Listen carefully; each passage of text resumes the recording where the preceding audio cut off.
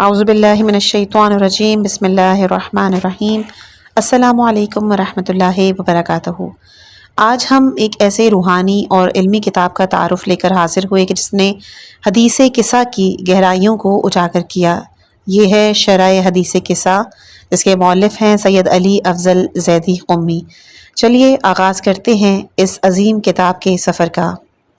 آج انشاءاللہ اس کتاب کا چوتھا حصہ بیان ہوگا۔ پچھلے 3 حصوں کے لیے آپ پلے لسٹ بنامے حدیث قصہ میں جا کر ملاحظہ کر سکتے ہیں۔ چلتے ہیں کتاب کے آگے والے حصے کی طرف کہ جس میں حدیث قصہ کا جملہ ہے انا حرب لمن حاربہم وسلم لمن سالمہم۔ میری اس سے جنگ ہے کہ جس نے ان سے جنگ کی اور اس سے صلح ہے کہ جس نے ان سے صلح کی۔ ابو حریرہ نقل کرتا ہے کہ رسول اکرم صلی اللہ علیہ وآلہ وسلم نے حضرت علی و فاطمہ سلام اور حسن و حسین علیہ السلام کی طرف دیکھا اور فرمایا کہ میری اس سے جنگ ہے کہ جس نے تم سے جنگ کی اور میری صلح اس سے ہے کہ جس نے تم سے صلح کی۔ اہل بیت علیہ السلام سے جنگ رسول سے جنگ ہے۔ کتاب کی طولانی ہونے کی وجہ سے ہم یہاں پہ امام علی علیہ السلام سے جن لوگوں نے جنگ کی، جنگ جمل، جنگ صفین، جنگ نہروان، کربلا کا واقعہ وغیرہ سے صرف نظر کر رہے ہیں۔ اسی طرح امام حسن علیہ السلام کی صلح کو بھی بیان نہیں کر رہے۔ پیغمبر اکرم صلی اللہ علیہ وآلہ وسلم نے مولا کائنات کے بارے میں فرمایا، بے شک اے علی تم ناقصین یعنی کہ عہد و پیمان توڑنے والے گروہ اور قاسطین یعنی کہ ظالمین اور حقیقت سے دور رہنے والے گروہ اور مارقین یعنی کہ دین سے خارج ہونے والے گروہ کے ساتھ جنگ کرو گے۔ جس نے اہل بیت اطہار علیہ السلام سے رسول صلی اللہ علیہ وآلہ وسلم کی رحلت کے بعد سے لے کر قیامت تک ان سے جنگ کی، گویا اس نے رسول خدا سے جنگ کی۔ ان کا دشمن میرا دشمن، ان کا دوست میرا دوست، یہ مجھ سے ہیں میں ان سے ہوں۔ وَعُدُوٌّ لِمَنْ عَادَاهُمْ مُحِبٌّ لِمَنْ أَحَبَّهُمْ إِنَّهُمْ مِنِّي وَأَنَا مِنْهُمْ۔ رسول خدا صلی اللہ علیہ وآلہ وسلم نے فرمایا، تمہارا دوست میرا دوست ہے، میرا دوست خدا، تمہارا دشمن میرا دشمن ہے اور میرا دشمن خدا کا دشمن ہے۔ اے علی جس نے میرے بعد تمہاری ولایت کا انکار کیا وہ اس شخص کی مانند ہے کہ جس نے گویا میری زندگی میں میری رسالت کا انکار کیا، کیونکہ تم مجھ سے ہو اور میں تم سے ہوں۔ دوسری امام جعفر صادق علیہ السلام کی روایت ہے، اپنے آباء و اجداد سے نقل کرتے ہیں کہ رسول خدا صلی اللہ علیہ وآلہ وسلم نے فرمایا کہ اے علی تم مجھ سے اور میں تم سے ہوں۔ رسول خدا صلی اللہ علیہ وآلہ وسلم نے ایک اور جگہ فرمایا کہ جس نے تم سے محبت کی بے شک اس نے مجھ سے محبت کی۔ تمہارا دوست خدا کا دوست ہے، تمہارا دشمن میرا دشمن اور میرا دشمن خدا کا دشمن ہے۔ وائے ہے اس شخص کے لیے جس نے میرے بعد تم سے بغض رکھا۔ رسول اکرم صلی اللہ علیہ وآلہ وسلم نے فرمایا کہ تمہارا دوست میرا دوست اور تمہارا دشمن میرا دشمن ہے۔ اس روایت پر تھوڑا توجہ کریں۔ نافع عبداللہ بن عمر سے کہ رسول خدا سے حضرت علی علیہ السلام کے بارے میں سوال کیا تو آپ ناراض ہوئے اور کہا کہ تم لوگوں کو کیا ہے اس کے بارے میں پوچھ رہے ہو جس کا مقام میرے مقام کی طرح ہے سوائے نبوت کے، یعنی جو میرا مقام و منزلت ہے وہی مقام و منزلت علی علیہ السلام کا ہے اور صرف میں نبی ہوں اور وہ نبی نہیں ہیں۔ محبت علی کے فوائد۔ آگاہ ہو جاؤ کہ جس نے علی سے محبت کی اس نے مجھ سے محبت کی، اور جس نے مجھ سے محبت کی خدا اس سے راضی ہو، اور جس سے اللہ راضی ہو جائے اس کی جزا پاداش جنت ہے۔ گویا رسول نے معیار دے دیا کہ رضی اللہ تعالی عنہ کا کہ علی سے محبت کرو۔ دوسرا کہ جس نے علی سے محبت کی اللہ تعالیٰ اس کی نماز، روزہ اور قیام کو قبول کرتا ہے، اس کی دعا کو مستجاب کرتا ہے۔ گویا اگر نماز و روزہ دیگر عبادات قبول حق کروانی ہے تو علی سے محبت کرنا ہوگی۔ بے حب اہل بیت عبادت حرام ہے۔ زاہد تیری نماز کو میرا سلام ہے۔ اسی طرح کہ جس نے علی سے محبت کی وہ دنیا میں نہیں جائے گا مگر یہ کہ حوض کوثر کا پانی پی لے، شجرہ طوبہ سے کچھ کھا لے، جنت میں اپنا مکان دیکھ لے۔ جس نے علی سے محبت کی اللہ تبارک و تعالیٰ اس پر سکرات موت کو آسان کر دیتا ہے، اس کی قبر کو جنت کے باغوں میں سے ایک باغ قرار دیتا ہے۔ جس نے علی سے محبت کی اللہ تعالیٰ اس کی طرف موت کے فرشتے کو مہربانی کے ساتھ بھیجتا ہے، اس سے اللہ عز و جل منکر و نکیر کی سختیوں کو دور کرتا ہے، اس کی قبر کو نورانی کرتا ہے، اس کی قبر کو 70 سال کی مسافت کے برابر کشادہ کر دیتا ہے، اس کا چہرہ قیامت کے دن نورانی ہوگا۔ جس نے علی سے محبت کی اور ان کی ولایت کا اقرار کیا، اللہ تعالیٰ اس کے لیے جہنم کی آگ سے بچنے کا نامہ، پل صراط سے عبور کا خط اور عذاب سے امان نامہ لکھ دیتا ہے۔ جس نے آل محمد صلی اللہ علیہ وآلہ وسلم سے محبت کی، وہ شخص حساب و میزان اور صراط سے امان میں رہے گا۔ جو شخص آل محمد کی محبت میں مر گیا، اس سے ملائکہ مصافحہ کرتے ہیں اور انبیاء اس کی زیارت کرتے ہیں، اور اللہ تعالیٰ اس کی ہر حاجت کی جو خدا کے نزدیک ہے وہ پوری کرتا ہے۔ جو شخص آل محمد کی محبت پہ مر گیا تو میں اس شخص کا کفیل ہوں، 3 مرتبہ فرمایا جنت میں۔ اہل بیت علیہم السلام کی محبت کے سلسلے میں احادیث۔ رسول اللہ صلی اللہ علیہ وآلہ وسلم فرماتے ہیں، ہر چیز کے لیے ستون ہے، اسلام کے ستون ہم اہل بیت علیہم السلام کی محبت ہے۔ حضرت امیر المومنین علیہم السلام فرماتے ہیں کہ میں نے پیغمبر سے سنا کہ آپ نے فرمایا کہ میں تمام انسانوں کا سردار ہوں، اے علی تم اور تمہارے بعد آنے والے ائمہ میری امت کے سردار ہیں۔ جو شخص ہم کو دوست رکھے اس نے خدا کو دوست رکھا، جو شخص ہمیں دشمن رکھے اس نے خدا کو دشمن رکھا، جو شخص ہمارا مطیع ہو اس نے خدا کی اطاعت کی، اور جو ہماری نافرمانی کرے اس نے گویا خدا کی نافرمانی کی۔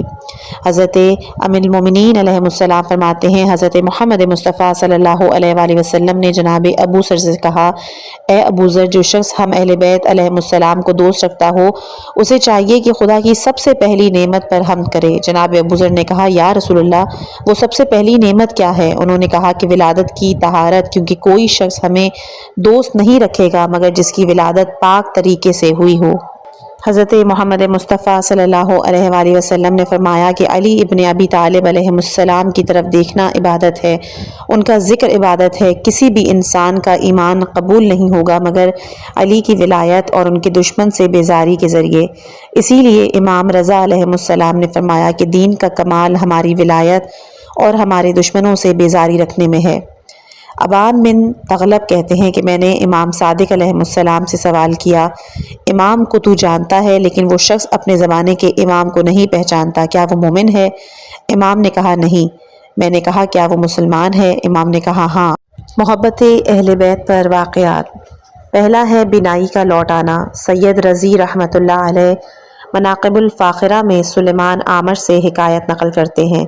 انہوں نے کہا کہ میں حج کی قصد سے مکے جا رہا تھا، راستے میں جب قادسیہ سے گزرا تو میں نے راستے کے کنارے ایک نابینا خاتون کو دیکھا کہ جو زور زور سے یہ الفاظ کہہ رہی تھی، اے سورج کو پلٹانے والے علی ابن ابی طالب، مجھے میری بینائی لوٹا دے۔ مجھے اس کی حرکت پہ ترس آیا، میں نے اپنی آستین سے 7 دینار نکال کر اس کی دامن میں ڈالے۔ میں نے کہا اے کنیز خدا، اس سے اپنی ضروریات زندگی کو پورا کرنا۔ خاتون نے مجھ سے کہا کہ اللہ تجھ پہ رحم کرے، تو کون ہے؟ میں نے کہا بی بی، میں حج کے لیے جا رہا ہوں، مسافر ہوں۔ اس نے کہا بھائی آپ یہ رقم اپنے پاس رکھیں کیونکہ مسافر ہو، طولانی سفر ہے، اللہ تعالیٰ میری مدد کرے گا۔ میں نے کہا آپ یہ رقم اپنے پاس رکھیں، میرے پاس زاد راہ کافی ہے۔ اس عورت نے کہا کہ اللہ تمہاری زاد راہ میں اور برکت عطا کرے، تمہیں جزائے خیر دے، میں یہ رقم ہرگز نہیں لوں گی۔ چنانچہ مجبور ہو کر میں نے اپنی رقم اٹھا لی اور حج کے لیے چلا گیا۔ فریضہ حج ادا کیا۔ حج کے بعد جب میں دوبارہ قادسیہ سے گزرا تو مجھے اس نابینا خاتون کا خیال آیا۔ میں اسی سابقہ جگہ پر گیا، وہاں پہ جا کے دیکھا کہ وہ خاتون کچھ اور خواتین کے ساتھ بیٹھی ہے اور اس کی بینائی لوٹ آئی۔ میں نے اس کو سلام کیا، اس نے مجھے سلام کا جواب دیا۔ میں نے کہا کہ علی ابن طالب علیہ السلام کی محبت سے تجھے کیا ملا؟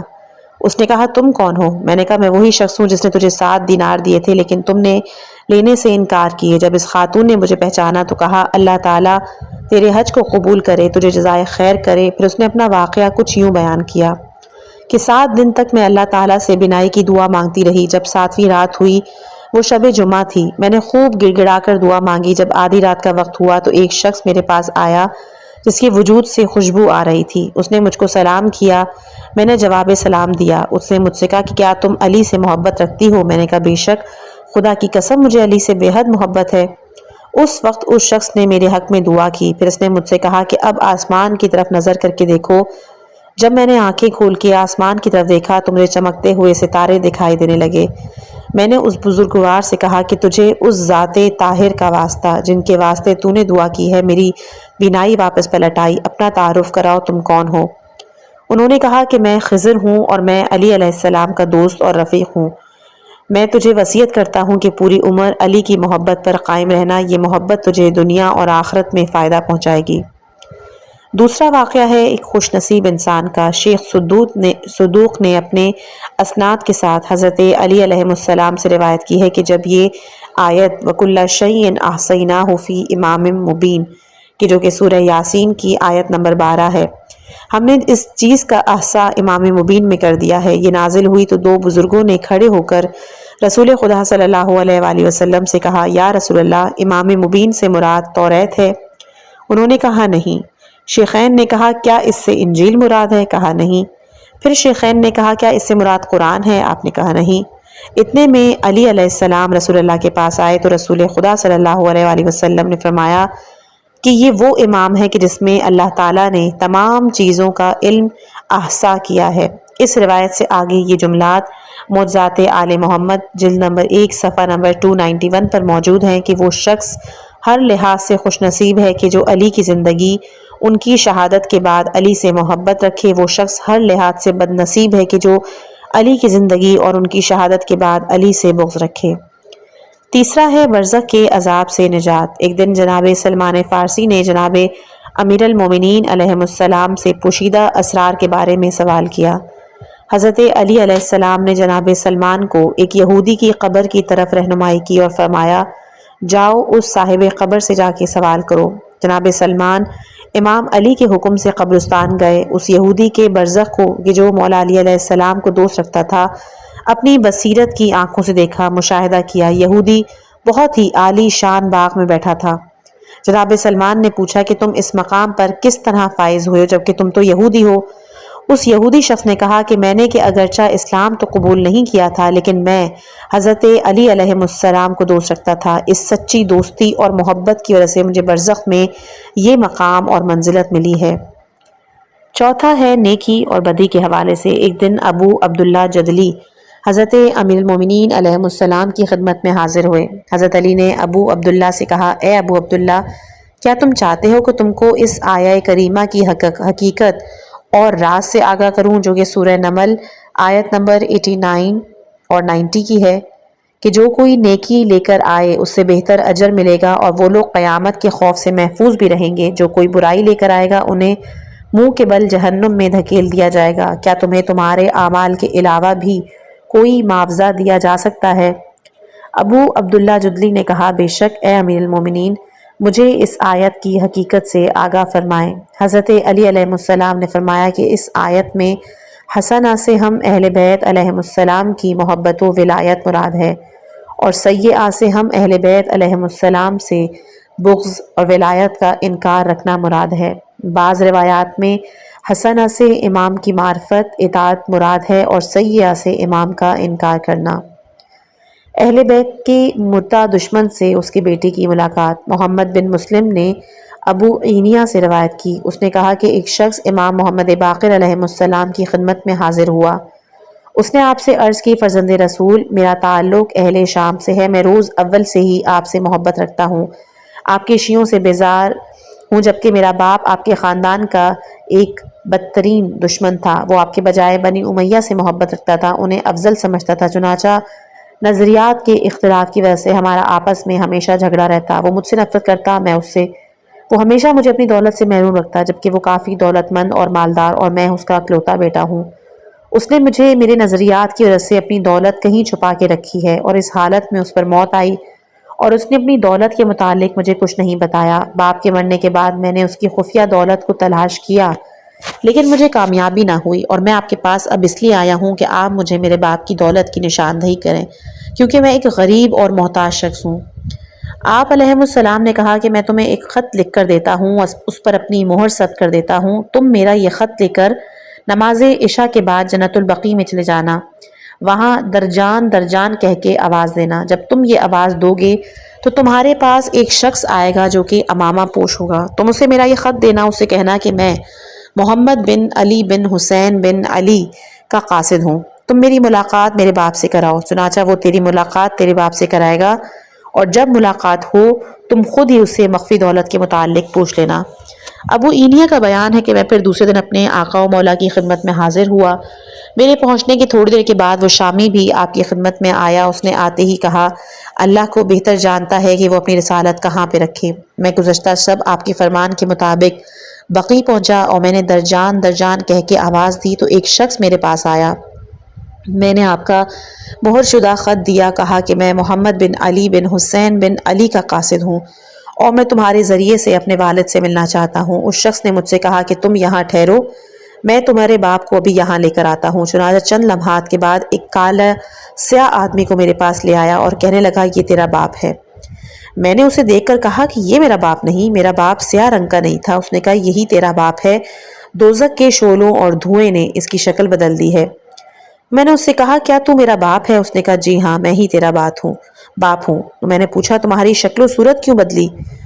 اس نے کہا کہ میں بنو امیہ سے محبت رکھتا تھا، رسول اکرم صلی اللہ علیہ وآلہ وسلم کے بعد میں انہیں اہل بیت علیہم السلام پر فضیلت دیتا، اس وجہ سے خدا نے مجھے عذاب میں مبتلا کیا، اور تو اہل بیت علیہم السلام سے محبت کرتا تھا، اس لیے میں نے تجھ سے عداوت رکھی، میں نے تجھے اپنے مال سے محروم کیا، پوشیدہ کیا، آج میں اپنے کیے پہ شرمندہ ہوں۔ تم باغ میں جاؤ، وہاں ایک زیتون کا درخت ہے، اس کے نیچے کھدائی کرو، وہاں سے تجھے 1,00,000 درہم ملیں گے، اس میں آدھی رقم اپنے امام محمد باقر علیہ السلام کی خدمت میں پیش کرنا اور باقی اپنے پاس رکھنا۔ ابو اینیا کا بیان ہے کہ پھر ایک عرصے کے بعد امام محمد باقر علیہ السلام سے دریافت کیا کہ اس شخص کا معاملہ کیسا ہے۔ حضرت نے کہا کہ اس نے میرے پاس نصف رقم یعنی 50,000 درہم پہنچا دیے تھے، جس سے میں نے اپنا قرضہ ادا کیا، خیبر کے اطراف میں قطع زمین خریدی اور کچھ رقم میں نے اپنے اہل بیت کی ضرورت مندوں میں تقسیم کر دی۔ فَاجْعَلْ صَلَوَاتِكَ وَبَرَكَاتِكَ وَرَحْمَتِكَ وَغُفْرَانَكَ وَرِضْوَانَكَ عَلَيَّ وَعَلَيْهِمْ وَأَذْهِبْ عَنْهُمُ الرِّجْسَ وَطَهِّرْهُمْ تَطْهِيرًا۔ خدایا تو قرار دے اپنی صلوات و برکت و رحمت و مغفرت اور رضامندی کو میرے اوپر اور ان پر، ان سے ہر طرح کے رزق کو دور رکھ، ان کو ایسا پاکیزہ رکھ کہ جو حق کی پاکیزگی ہے۔ خدا کی صلوات محمد و آل محمد پر۔ قرآن کی سورہ احزاب آیت نمبر 56 میں ہے، بے شک اللہ اور اس کے ملائکہ رسول پر صلوات بھیجتے ہیں، تو اے صاحبان ایمان تم بھی ان پر صلوات بھیجتے رہو۔ صلوات خدا کی طرف سے رحمت، ملائکہ کی طرف سے توصیف و تزکیہ، مومنین کی طرف سے دعائے رحمت کے معنی میں ہے۔ خدا کی طرف سے سلواش، تجدید و ثنا، ملائکہ کی طرف سے صلوات، تنزیہ و تقدیس، اور مومنین کی طرف سے عطا ہے شفاعت کے قبول اور درجے میں ترقی کے لیے۔ صلوات اور درود پروردگار عالم وہی رحمت ہے، ملائکہ اور لوگوں کی طرف سے وہی دعا و استغفار ہے۔ صلوات اور درود پروردگار عالم مسلمانوں پر در حقیقت ان کو پاک و پاکیزہ کرنا چاہتا ہے۔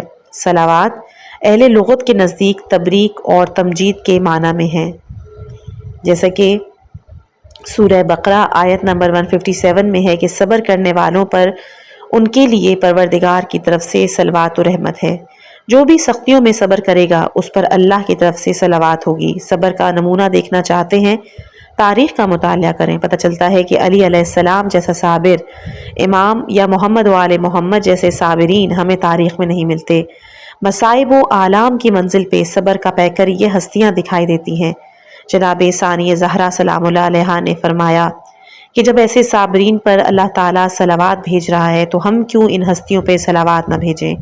اللہ اور ملائکہ کی اطاعت کرتے ہوئے ہم بھی ان ہستیوں پہ صلوات بھیجیں۔ اللہم صلی علی محمد و آل محمد وعجل فرجہم۔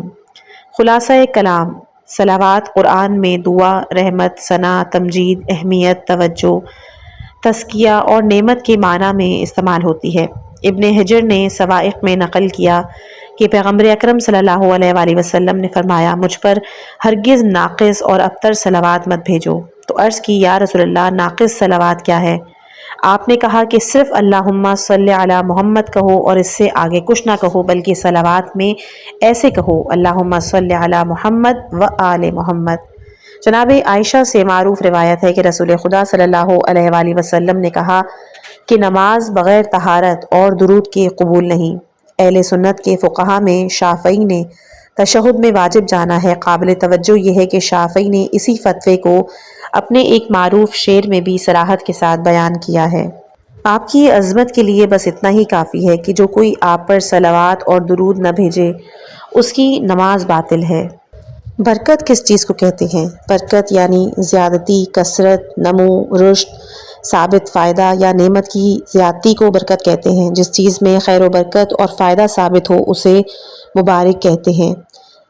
ھذا ذکر مبارک انزلنا، یہ قرآن ایک مبارک ذکر ہے کہ جسے ہم نے نازل کیا۔ جمع شدہ پانی کو برکت کہتے ہیں، اس میں پانی ثابت اور جمع رہتا ہے، پھر وہ پانی سرایت کرنا شروع کرتا ہے اور اپنے وجود سے دوسری جگہوں کو فائدہ پہنچاتا ہے۔ اگر اس برکت کے معنی کو اعمال صالحہ میں لے کر آئیں تو اس کا معنی یہ ہوگا کہ تھوڑے سے عمل پر بہت زیادہ ثواب اور فائدہ۔ مال میں برکت یعنی مال کم ہو فائدہ زیادہ ہو۔ اس کی مثال تاریخ میں دیکھنا چاہیں تو اسلام کی پہلی دعوت ذوالعشیرہ میں دیکھ لیں۔ حضرت علی علیہ السلام نے کھانے کا انتظام کیا، سب نے کھا لیا، پھر بھی بچ گیا، یہ ہے برکت۔ علامہ طباطبائی برکت کے لیے فرماتے ہیں کہ برکت وہ چیز ہے کہ جس میں دائمی خیر اور ہمیشگی اور استمرار پایا جاتا ہے۔ اس لیے زیارت جامعہ کبیرہ میں ہم پڑھتے ہیں کہ اہل بیت اطہار علیہ السلام کے لیے کہ یہ ہستیاں اللہ کی برکت کا مسکن اور محل ہیں، یعنی امام معصوم کے وجود کی برکت کی وجہ سے اس کا فیض ہم تک پہنچتا ہے۔ آیت اللہ جوادی عاملی اس فقرے کی شرح میں فرماتے ہیں کہ برکت و دوام، بقا اور عدم زوال کو کہتے ہیں۔ اگر امور مادی میں دیکھیں تو پتہ چلتا ہے کہ زمانہ گزرنے کے ساتھ زائل ہو جاتی ہے، پس برکت کا کلمہ غالباً امور معنوی میں استعمال ہوتا ہے، اگرچہ کہ لغت میں عام استعمال ہے۔ ائمہ طاہرین علیہ السلام ہر نعمت کے نزول کے لیے واسطہ ہیں، ہر نعمت میں برکت کے لیے بھی واسطہ فیض ہیں۔ اس حدیث قصہ میں رسول خدا صلی اللہ علیہ وآلہ وسلم جو یہ فرما رہے ہیں کہ خدایا تو اپنی برکات کو میرے لیے، میرے اہل بیت کے لیے قرار دے، یہ ہے مساکن برکت اللہ، یعنی ان کا وجود فیض الہی اور برکات الہی ہے۔ اگر یہ نہ ہوتے تو کائنات نہ ہوتی، اگر یہ کائنات پہلے محمد صلی اللہ علیہ وآلہ وسلم کی وجہ سے خلق ہوئی تو آخری مہدی علیہ السلام کی وجہ سے باقی ہے، اگر یہ نہ ہوتے تو کائنات باقی نہ رہتی، ان کی وجہ سے فیض الہی جاری و ساری ہے۔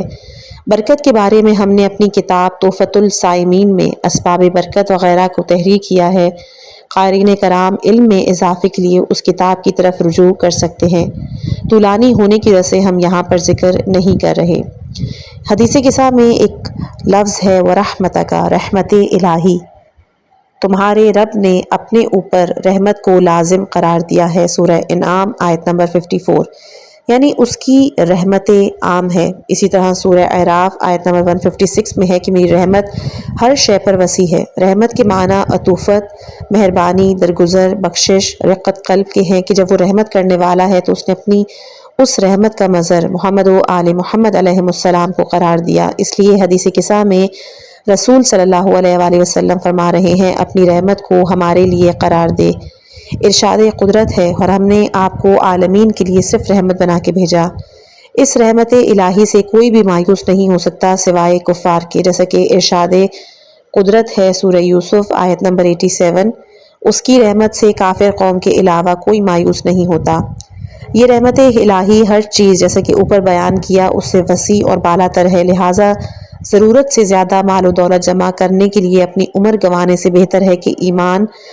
ارشاد رب العزت ہے سورہ زخرف آیت نمبر 32 میں، تمہارے پروردگار کی رحمت ان کے جمع کیے ہوئے مال و متاع سے کہیں زیادہ بہتر ہے۔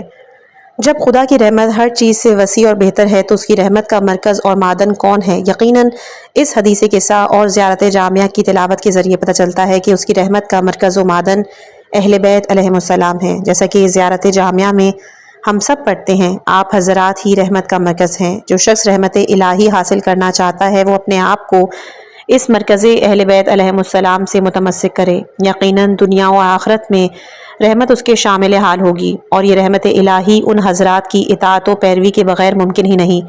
جس نے بھی ان ہستیوں کی اطاعت اور پیروی کی بلا شک و شبہ زندگی، عالم اعتذار، عالم برزخ اور قیامت کے دن رحمت اور ان حضرات کے لطف و کرم سے فیضیاب ہوگا۔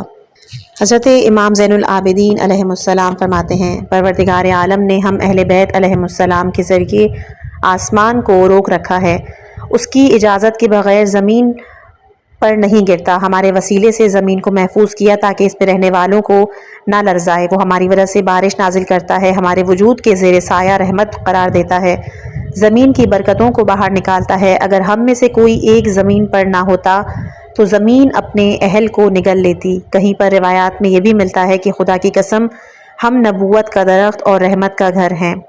حضرت امام صادق علیہ السلام فرماتے ہیں جس وقت مردے کو لحد میں لٹا دیں تو اس کے لیے اس طرح دعا کرے، اے میرے اللہ اس کی تنہائی کو دور فرما، وحشت میں خود کو اس کا مونس قرار دے، اس کے خوف کو امن میں بدل دے، اپنی رحمت سے اس کے لیے سکون و آرام قرار دے، ایسی رحمت کہ جو اسے تیرے غیر کی رحمت سے بے نیاز کر دے، بے شک تیری رحمت ظلم و زیادتی کرنے والوں کے لیے ہے۔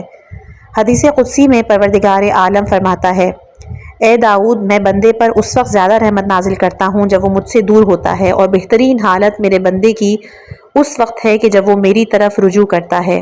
ایک بزرگ نے مثال بیان کی، ایک لڑکا اپنے گھر کو چھوڑ کے چلا گیا، دوسرا بھائی ماں باپ کے پاس رہا، کچھ دنوں کے بعد جب بھاگا ہوا لڑکا واپس آیا، گھر والوں نے اس کے آنے کی خوشی میں ایک گائے ذبح کی، اس کو کافی خوش کیا۔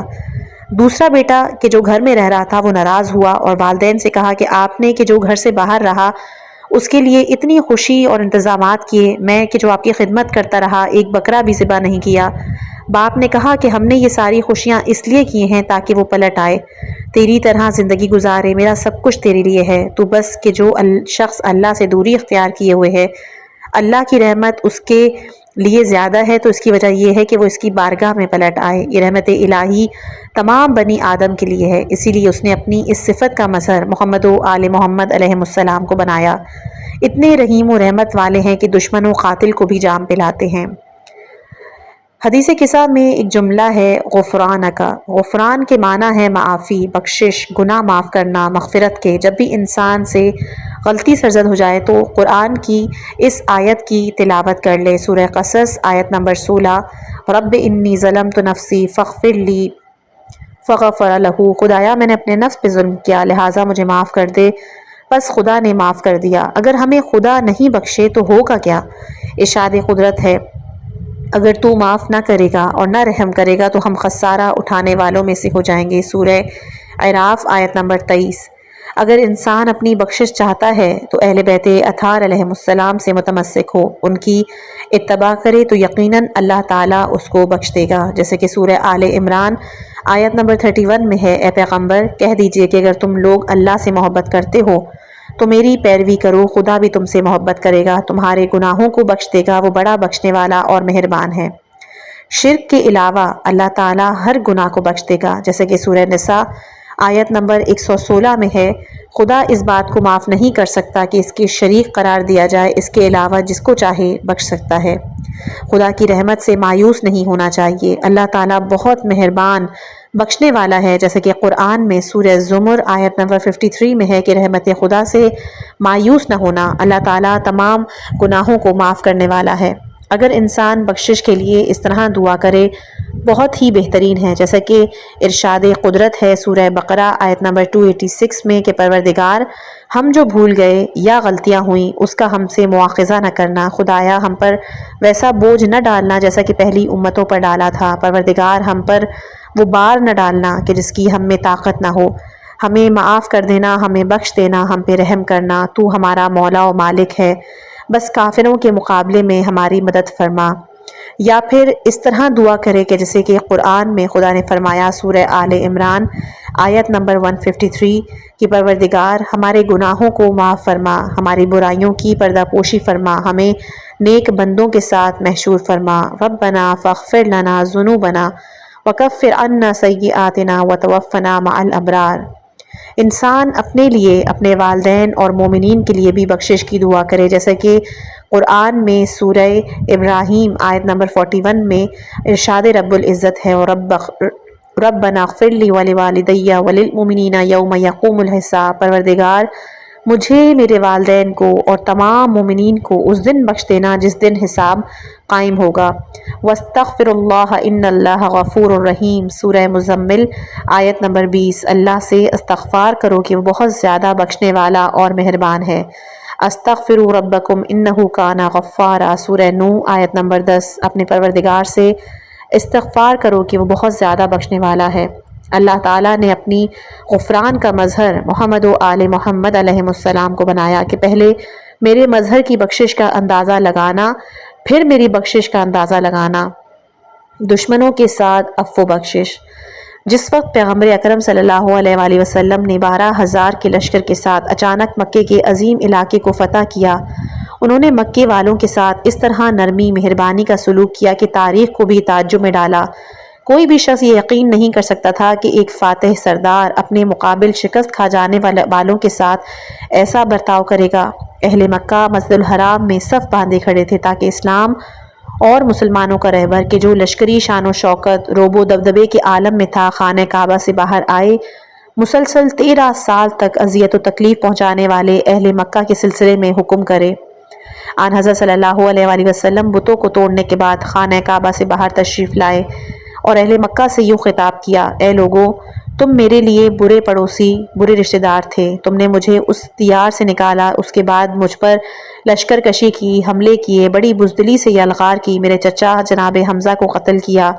تم نے میرے ساتھ یہ سلوک کیا جبکہ میں خدا کی طرف سے بھیجا ہوا رسول ہوں۔ بے شک مجھے قصاص اور بدلے کا حق ہے کہ تمہارے مرد قتل کر دیے جائیں، تمہارے اہل و عیال اسیر ہوں، تمہارے گھروں کو ویران کر دیا جائے، تمہارا مال و دولت فاتح لشکر میں غنیمت کے طور پر تقسیم کرے، لیکن میں اپنا فیصلہ خود تم پر چھوڑتا ہوں۔ تم لوگ کیا کہتے ہو، کیا خیال کرتے ہو؟ اہل مکہ کے تمام لوگوں کی طرف سے سہیل بن عمرو نے کہا کہ ہم تو نیکی کی بات کرتے ہیں، نیکی کی امید کرتے ہیں۔ آپ تو مہربان بھائی، ہمارے مہربان کریم بھائی کے فرزند ہیں، اب تو آپ نے ہم پر غلبہ حاصل کیا۔ یہ گفتگو سن کے پیغمبر اکرم صلی اللہ علیہ وآلہ وسلم کے دل پر رقت طاری ہوئی، آپ کی آنکھوں میں آنسو آئے۔ اہل مکہ نے جیسے ہی آپ کی حالت دیکھی تو سب نے گریہ ازاری شروع کی۔ اس وقت رسول اکرم صلی اللہ علیہ وآلہ وسلم نے فرمایا: میں وہی کہتا ہوں کہ جو میرے بھائی یوسف نے کہا تھا کہ آج تمہارے اوپر کوئی الزام نہیں، خدا تمہیں معاف کر دے گا، وہ بڑا رحم کرنے والا ہے۔ بخشش الہی کے لیے اس روایت کی طرف توجہ کریں۔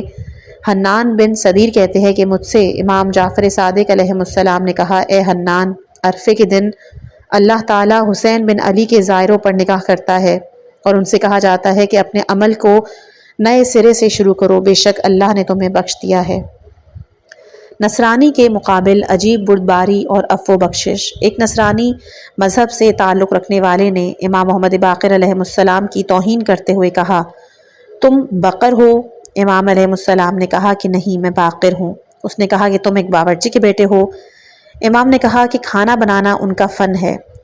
پھر اس شخص نے کہا کہ تم سیاہ چہرے حبشی اور بد زبان کے فرزند ہو۔ امام علیہ السلام نے کہا کہ اگر تو تم نے سچ کہا ہے تو خدا انہیں بخشے، اور اگر جھوٹ بولا ہے تو خدا تمہیں بخش دے۔ چنانچہ امام کے اس صابرانہ سلوک کو دیکھ کر وہ نصرانی مسلمان ہو گیا۔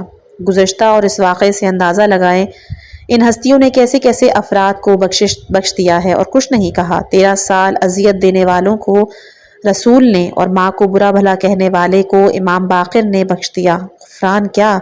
جب یہ اس ذات الہی کے مظہر ہیں، ان میں اتنا غفران پایا جاتا ہے تو ذات واجب الوجود کتنی کریم، کتنی عفو بخشش اور غافر ہوگی۔ یقیناً اللہ بھی شرک کے علاوہ ہم سب کے گناہوں کو بخش دے گا۔ وَرِضْوَانَكَ عَلَيَّ وَعَلَيْهِمْ۔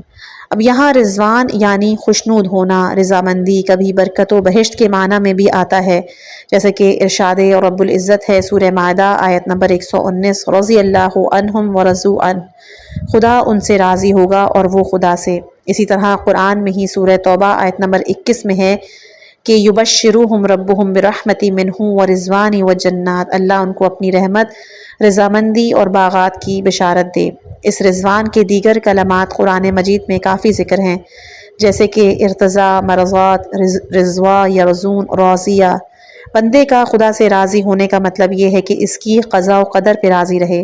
خدا کا بندہ سے راضی ہونے کا مطلب یہ ہے کہ وہ یہ دیکھتا ہے کہ بندہ میرے دستورات کی پیروی کرتا ہے یا نہیں، جس چیزوں کے بجا لانے کا کہا ہے بجا لائے، اور جن سے روکا ہے اس سے پرہیز اور اجتناب کرے۔ مثلا نماز کو قائم کرے اور غیبت سے اجتناب کرے۔ جب انسان اس مرحلے پر پہنچ جاتا ہے تو اللہ تعالیٰ اس بندے سے راضی ہو جاتا ہے۔ اسی لیے اللہ تعالیٰ مومنین و مومنات سے وعدہ کرتا ہے سورہ توبہ آیت نمبر 72 میں، اللہ نے مومن مرد مومن عورتوں سے ان باغات کا وعدہ کیا کہ جن کے نیچے نہریں ہوں گی، یہ ان میں ہمیشہ رہنے والے ہیں۔ ان جنات عدن میں پاکیزہ مکانات ہیں۔ اللہ کی مرضی تو سب سے بڑی چیز ہے اور یہی ایک عظیم کامیابی ہے۔ حقیقت امر یہ ہے کہ رضائے الہی کے مقابلے میں کوئی شے نہیں ہے۔ یہی وجہ ہے کہ اہل بیت علیہ السلام نے جنت و کوثر کے لیے کوئی عمل نہیں کیا۔ شب ہجرت رضائے الہی کے لیے جان تک قربان کرنے کے لیے تیار ہو گئے۔ یہ ہستیاں جب کسی کو کچھ دیتی ہیں تو لا نرید منکم جزاء ولا شکورا کے الفاظ گویا ان کی زبان پہ جاری ہوتے ہیں۔ رضوان سے کیا مراد ہے؟ امام زین العابدین علیہ السلام سے روایت ہے کہ آپ فرماتے ہیں کہ جب اہل بہشت جنت میں داخل ہوں گے، ولی خدا جنتوں اور قصروں میں داخل ہوگا، ہر مومن اپنے اپنے تخت پہ ٹیک لگائے بیٹھے ہوں گے، ان کی خدمت کے لیے خدام ان کا احاطہ کیے ہوئے ہوں گے، میوہ جات سے بھری ہوئی ٹہنیاں ان کے آگے جھکی ہوئی ہوں گی، ان کے ارد گرد چشمے جاری ہوں گے، ان کے نیچے نہریں ہوں گی، بہترین مسندیں بچھی ہوں گی، ان پر گاؤ تکیے لگے ہوں گے، جس چیز کی بھی کھانے کی خواہش ہوگی، جو کچھ بھی چاہیں گے، ان کے بولنے سے پہلے خادم ان کے لیے وہ چیزیں حاضر کریں گے، ان کے لیے جنت سے حور العین باہر آئیں گے، جو کچھ بھی خدا چاہے گا ان کے لیے ان نعمتوں سے انہیں نوازے گا اور وہ اس میں زندگی بسر کریں گے۔ اس وقت خدائے جبار ان سے کہے گا، اے میرے اولیاء، اے میری اطاعت کرنے والوں، اے بہشت میں میرے جوار میں رہنے والوں، کیا میں تم کو جن نعمتوں میں تم ہو اس سے بہتر کی خبر دوں؟ وہ لوگ کہیں گے، اے ہمارے پروردگار، وہ کون سی چیز ہے کہ جو ان نعمتوں سے بھی بہتر اور بالا ہے؟ جو کچھ ہم چاہتے ہیں ہمیں وہ مل جاتی ہے۔ پھر خدا یہی سوال کرے گا کہ وہ لوگ کہیں گے، اے ہمارے رب، ہمیں بتا وہ کون سی چیز ہے کہ جس میں ہم ہیں اور اس سے بہتر و بالا؟ اللہ فرماتا ہے، میرا تم سے راضی ہونا، میری محبت تمہارے لیے ہر اس نعمت سے بہتر و بالا ہے جس میں تم ہو۔ پھر وہ لوگ کہیں گے، بے شک اے ہمارے پروردگار عالم، تیرا ہم سے راضی ہونا، تیری ہم سے محبت بہتر و بالا ہے۔ اس وقت امام زین العابدین علیہ السلام نے سورہ توبہ کی آیت نمبر 72 تلاوت فرمائی۔ اللہ نے مومن مرد مومن عورتوں سے باغات کا وعدہ کیا ہے کہ جن کے نیچے نہریں جاری ہوں گی اور وہ ہمیشہ رہیں گے۔ اس عدن میں پاکیزہ مکانات ہیں۔ اللہ کی مرضی تو سب سے بڑی ہے اور یہی ایک عظیم کامیابی ہے۔ اس روایت سے پتہ چلتا ہے کہ حدیث قصہ میں پیغمبر نے جو رضوان کا تذکرہ کیا ہے ہمارے لیے قرار دے، مطلب یہ کہ خدا ان سے راضی ہے، وہ خدا سے راضی۔ یہ ایک بہت بڑا مقام ہے کہ جو جنتوں کی نعمتوں کے سامنے کچھ بھی نہیں۔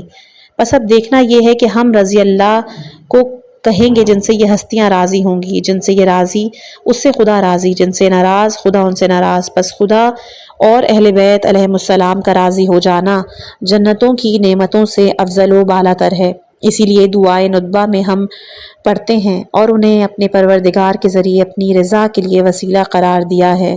یہ سب تیری بارگاہ کے لیے راہ ہدایت، تیری رضا کے لیے بہترین مسلک بن گئے ہیں۔ اہل بیت اطہار علیہ السلام رضایت الہی کا مرکز ہیں۔ یہ وہ ہستیاں ہیں کہ جن کے لیے اللہ نے قرآن میں ارشاد کیا، سورہ بینہ آیت نمبر 7، کہ جو لوگ ایمان لائے، نیک عمل کرتے رہے، وہ تمام بہترین خلائق ہیں۔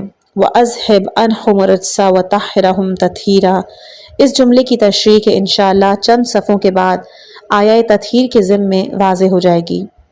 اگلے جملات ہیں، فقال اللہ عز وجل یا ملائکتی و یا سکان سماواتی انی ما خلقت السماء مبنیتا ولا عرضا مدیتا ولا قمرا منیرا ولا شمسا مضیتا ولا فلکا یدور ولا بحر یجری ولا فلکا یسری الا فی محبت هؤلاء الخمسة الذین ہم تحت الکساء۔ یہ فقرہ حدیث قدسی کا ہے کیونکہ اس فقرے میں اللہ تعالیٰ ملائکہ اور آسمان پہ دیگر رہنے والی مخلوقات کو خطاب کر کے کہہ رہا ہے کہ میں بلند شدہ آسمان، پھیلی ہوئی زمین، روشن چاند، درخشاں سورج، چلنے والے ستارے، بہنے والے دریا، چلنے والی کشتی کو ان 5 کی محبت میں خلق کیا۔ مطلب کہ موجودات کی خلقت کا ہدف محمد و آل محمد ہیں۔ اگر یہ نہ ہوتے تو کچھ بھی نہ ہوتا۔ اس روایت کی طرف توجہ دیں کہ جو رسول خدا صلی اللہ علیہ وآلہ وسلم نے فرمائی ہے کہ جب اللہ تعالیٰ نے ابو البشر حضرت آدم علیہ السلام کو خلق کیا اور اس میں روح پھونکی تو آدم نے عرش کے دائیں جانب دیکھا کہ 5 نور ہیں کہ جو رکوع اور سجود میں ہیں۔ آدم نے کہا، اے پروردگار، کیا تو نے مجھ سے پہلے بھی کسی کو خلق کیا؟ اللہ نے کہا، یہ 5 تیری اولاد ہیں، اگر ان کو خلق کرنا مقصود نہ ہوتا میں تجھے خلق نہ کرتا۔ ان 5 کو میں نے اپنے اسما سے مشتق کیا، اگر یہ نہ ہوتے تو نہ جنت ہوتی، نہ جہنم ہوتی، نہ عرش ہوتا، نہ کرسی ہوتی، نہ آسمان ہوتا، نہ زمین ہوتی، نہ ملائکہ ہوتے، نہ انس ہوتے اور نہ ہی جن ہوتے۔ اے آدم، یہ میرے مخلوقات میں سے برگزیدہ ہیں، ان کے وسیلے سے میں نجات دوں گا اور انہی کے وسیلے سے میں ہلاک کروں گا۔ رسول خدا صلی اللہ علیہ وآلہ وسلم نے فرمایا کہ جب اللہ نے آدم کو خلق کیا، اس میں روح پھونکی، آدم نے چھینک ماری، کہا الحمدللہ، پس اللہ نے ان کی طرف وحی کی، کہا میرے حمد کرو، میری عبادت کرو، مجھے اپنی عزت و جلالت کی قسم، اگر یہ میرے 2 بندے نہ ہوتے میں تجھے خلق نہ کرتا۔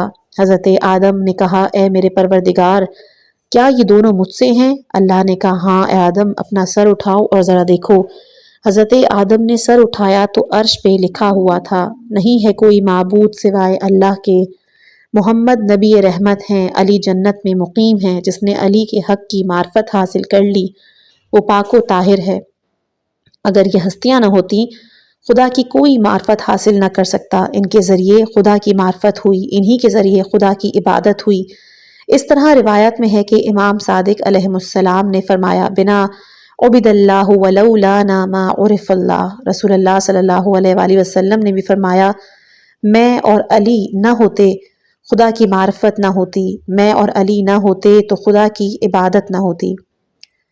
ابن مہران نے عبداللہ بن عباس سے سورہ صافات کی آیت نمبر 166 اور 165 کہ ہم اس کی بارگاہ میں صف بستہ کھڑے ہونے والے ہیں اور ہم اس کی تسبیح کرنے والے ہیں، اس کی تفسیر پوچھی۔ ابن عباس نے ان آیت کی تفسیر میں کہا کہ ہم رسول خدا صلی اللہ علیہ وآلہ وسلم کے پاس بیٹھے ہوئے تھے کہ اتنے میں حضرت علی علیہ السلام داخل ہوئے۔ جب پیغمبر اکرم صلی اللہ علیہ وآلہ وسلم نے انہیں دیکھا، مسکرائے، کہا کیا کہنا اس شخص کا کہ جس کو اللہ نے ہر چیز سے پہلے خلق کیا۔ پھر آپ صلی اللہ علیہ وآلہ وسلم نے فرمایا آدم کی خلقت سے 40,000 سال پہلے مجھے اور علی کو خلق کیا۔